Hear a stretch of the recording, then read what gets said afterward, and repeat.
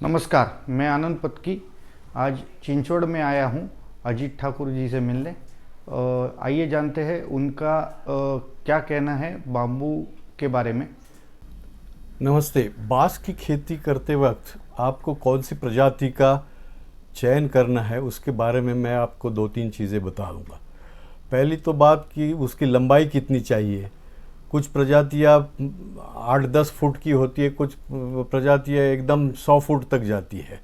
फिर उसको देखना है कि हमको उसका डायमीटर कितना चाहिए, मोटाई।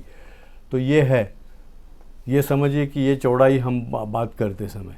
और उसके बाद में हमको देखना है कि उसकी दीवार की मोटाई कितनी है।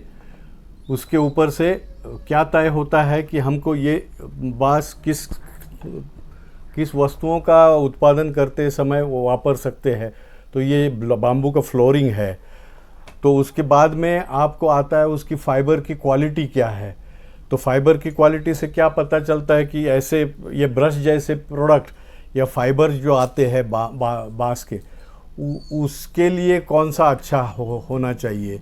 उसके बाद में आपको उसकी गांठ जो है, उसका गांठ ज़्यादा मोटा नहीं होना चाहिए। जैसे कि मेरे पास अभी ये बांस देखिए, इसकी मोटाई तो इतनी है मगर गांठ के पास आते आते वो बहुत चौड़ा हो जाता है। तो ये ज़्यादा करके लाइक नहीं होता है घर बनाने में या फर्नीचर में। तो उसका कम से कम गांठ की जो चौड़ाई है वो होनी चाहिए। फिर उसके गांठ में का अंतर जो है वो बहुत महत्वपूर्ण होता है। देखिए ये पॉलीमार्फा का है, ये एक गांठ है, दूसरा गांठ इधर है। तो उसका मतलब ये 1 मीटर की गांठ में का जो फासला है वो जितना ज़्यादा उतना कुछ कुछ प्रोडक्ट के लिए बहुत फ़ायदेमंद होता है। जैसे कि बांस की बैटन्स बना के आपको बाम्बू फ्लोरिंग में आप इस्तेमाल कर सकते हैं, या तो फिर आपको बाम्बू का पर्दा बनाना है जैसे कि ये हो है, वो पर्दे के बारे में भी आपको वो काम में आ सकता है।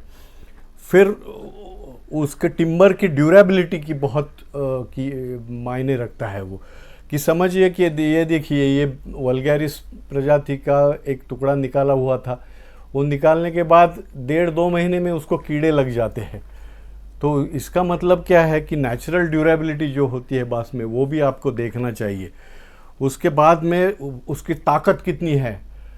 लोग समझते हैं कि सॉलिड बाम्बू जो होते हैं जैसे कि ये है उसमें ताकत ज़्यादा होती है। ऐसा कुछ नहीं है। ये देखिए, आप देखेंगे तो ये बहुत हल्का है। उसके मुकाबले में ये ब्रांडीसाई का है, ये ब्रांडीसाई का ऊपर का हिस्सा है, बहुत हेवी है।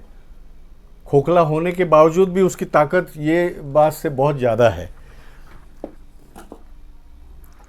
फिर आता है कि प्रोसेसिबिलिटी, क्योंकि बांस का जो है वो बांस प्रोसेसिबल होना चाहिए। बहुत सख्त रहेगा तो आपके मशीन के ब्लेडों को तोड़ देता है। इसके लिए उसको सॉफ्ट होना भी बहुत ज़रूरी है।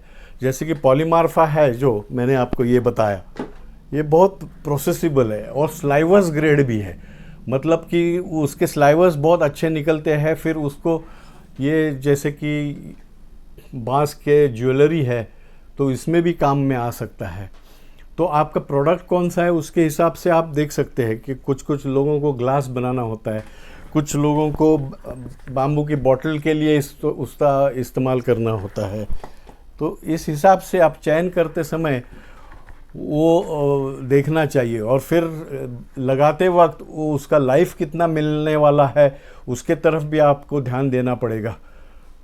और उसके हिसाब से बांस की कोई प्रजातियां है उनको फ्लावरिंग होता है तो फ्लावरिंग का साइकिल अलग अलग होता है। इसलिए आपका जो ये होता है मतलब चयन का वक्त आता है जब, तब आपको ये देखना है कि बांस ज़्यादा से ज़्यादा कौन सा खेत में टिक सकता है। जैसे कि उसका फ्लावरिंग साइकिल ज़्यादा से ज़्यादा कौन सा है। तो जाइजेंशियस में जो आता है, जाइजेंशियस का 90 साल का लाइफ साइकिल है। तो उस हिसाब से आपको देखना है कि उस किस्म के बांस आप लगाएंगे तो आपको ज़्यादा देर तक उसका उत्पादन मिल सकता है। ये थोड़ी बहुत बातें मैंने आपको बताई, और कुछ याद में आ जाएगा आपको नेक्स्ट एपिसोड में मैं बता दूंगा। धन्यवाद।